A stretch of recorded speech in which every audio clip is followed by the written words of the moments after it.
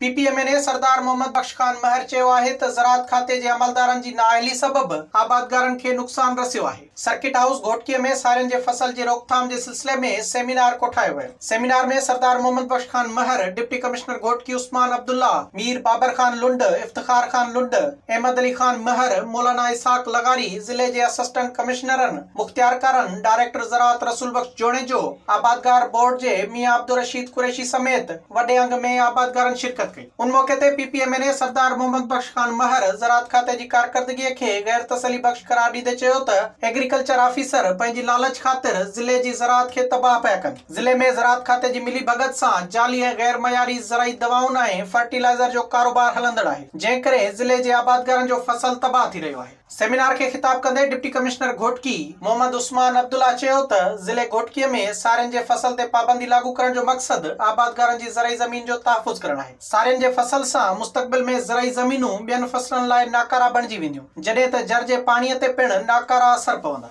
Seminar के मीर बाबर खान लुंड, आबादगार board जे मियां अब्दुल रशीद कुरैशी, मौलाना इसाक लगारी, अहमद अली खान महर ऐं मीर इफ्तिखार खान लुंड खिताब कंदे आबादगारनि खे अपील कई त सारियुनि जो फसल पोखण खां पासो कयो वञे। विज़िट कयो अवामी आवाज़ मीडिया ग्रुप जी वेबसाइट awamiawaz.pk।